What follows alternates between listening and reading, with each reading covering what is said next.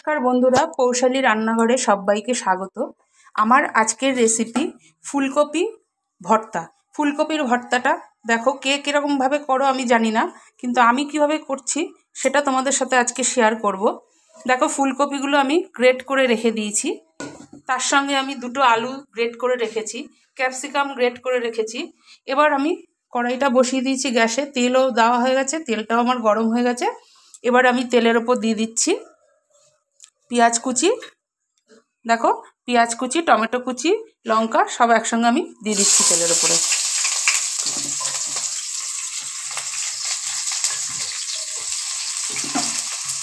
সব দিয়ে দিলাম।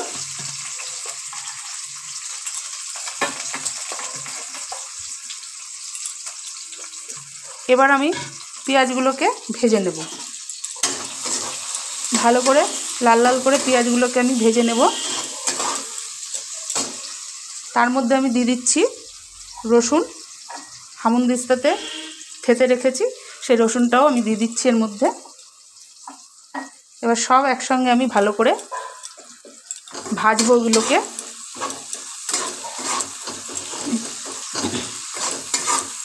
এর মধ্যে একটুখানি নুন দিয়ে দিচ্ছি,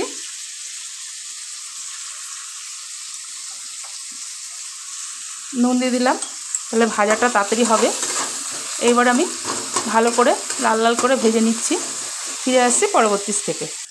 দেখো, এর মধ্যে আমি ক্যাপসিকাম গ্রেট করে রেখেছি, সেটাও দিয়ে দিচ্ছি।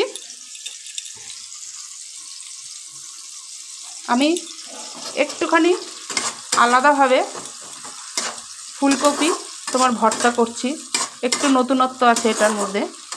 কে কীরকমভাবে তোমরা ভর্তা করো আমি জানি না, আমি কিভাবে করছি আশা করি তোমাদের সেটা নিশ্চয়ই ভালো লাগবে বন্ধুরা। দেখো, এগুলোকে আমি ভালো করে আরেকটু ভেজে নেব, ভালো করে নাড়াচাড়া করে ভেজে নিয়ে তারপরে আমি ফুলকপিটা দেব। এই দেখো, আমার প্রায় পেঁয়াজটা ভাজা ভাজাই হয়ে এসছে। এবার আমি দিয়ে দিচ্ছি গ্রেট করা ফুলকপিটা এর মধ্যে। ফুলকপির সাথে যে অল্প একটু ডাটা মতন ছিল, ফুলগুলোর সাথে যে ডাটাগুলো থাকে একসঙ্গে, সেই ডাটাগুলো আমি এর মধ্যে ঘষে দিয়ে দিয়েছি। ছোট ছোট ডাটা থাকে, সেগুলো ফেলে দিইনি, আর এর মধ্যে একসঙ্গে ঘষে দিয়ে দিয়েছি। এবার ফুলকপিগুলো আমি সব দিয়ে দিচ্ছি, গ্রেট করা ফুলকপিটা। তার সঙ্গে দিয়ে দিচ্ছি গ্রেট করা আলু। দেখো, এটা তোমরা সেদ্ধ করেও করতে পারো, তা আমি একটুখানি নতুনত্বভাবে করছি। আশা করি তোমাদের সবারই ভালো লাগবে বন্ধুরা। এটাকে এবার সমানে আমার কষাতে হবে, ভালো করে ভাজা ভাজা করে কষিয়ে নিতে হবে। ফিরে আসছি পরবর্তী স্টেপে। দেখো বন্ধুরা, আমি কপি আলুটাকে ভাজা ভাজা করছি। এবার দেখো, এর মধ্যে দিচ্ছি নুন,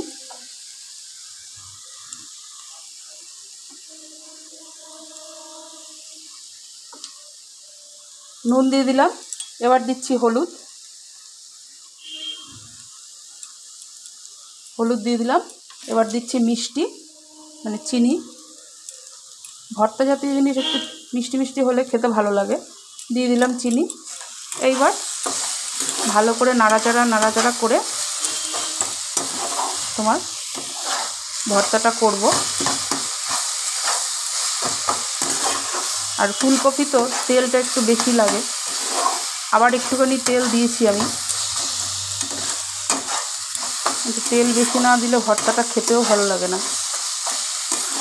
ফিরে আসছি পরবর্তী স্টেপে। দেখো বন্ধুরা, আমি সমানে নেড়েই যাচ্ছি ফুলকপিটা ভর্তাটা। এর মধ্যে আমি 3টে কাঁচা লঙ্কা দিয়েছি। তোমাদের যাদের বেশি লাগবে ঝাল, তোমরা একটু বেশি দেবে। ঝাল অনুযায়ী তোমরা যে যেরকম খাও সেই অনুযায়ী তোমরা ঝালটা দেবে। আচ্ছা, এর মধ্যে আমি একটু কাশ্মীরি লঙ্কার গুঁড়ো দিয়েছি কালারের জন্যে। আচ্ছা, এবার দিচ্ছি আমি গরম মশলা, অল্প করে গরম মশলা দিয়ে দিচ্ছি এর মধ্যে। এবার ভালো করে সমানে নাড়তে থাকবো। দেখো, আমার মতন এরকম একবার তোমরা ফুলকপির ভর্তাটা খেয়ে দেখো, যদি ভালো লাগে তাহলে একটা লাইক, কমেন্ট আর সাবস্ক্রাইব চ্যানেলটিকে করে দিও। নতুন বন্ধুরা অবশ্যই বেশি বেশি করে চ্যানেলটিকে সাবস্ক্রাইব করে পাশে থাকা বেল আইকনটি প্রেস করে দিও, তাহলে প্রত্যেক দিনের নিত্য নতুন রান্নার ভিডিও তোমাদের কাছে সবার আগে পৌঁছে যাবে। দেখো আমার হয়ে এসছে প্রায় ভর্তাটা। আমি আরেকটু নাড়াচাড়া করব। এবার লাস্টে আমি দেব ধনেপাতা। ফিরে আসছি পরবর্তী স্টেপে। এবার দেখো বন্ধুরা আমার ভর্তাটা হয়ে এসছে। এর মধ্যে আমি দিয়ে দিলাম ধনেপাতা কুচি।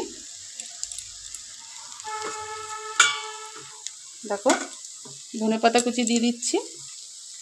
এবার আমি ভালো করে ধনেপাতা কুচিটা দিয়ে ভালো করে নাড়াচাড়া করে নেব। এর সঙ্গে ভালো করে কপির সঙ্গে ভালো করে নাড়াচাড়া করে নেব।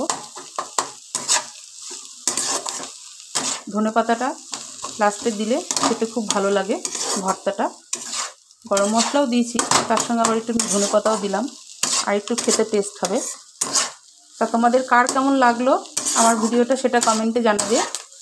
কে কোথা থেকে দেখছো সেটাও কমেন্টে জানাবে। আর যদি ভালো লেগে থাকে তাহলে একবার এইভাবে করে দেখো, করে তোমরা খেয়ে দেখো। সেটা যদি খেয়ে দেখার পর যদি ভালো লাগে তাহলে আমাকে কমেন্ট করে জানাবে। তাহলে আজ এই পর্যন্ত বন্ধুরা, আজ আসি। কাল আবার নতুন কোনো ভিডিও নিয়ে আবার হাজির হব। Tata, bye bye.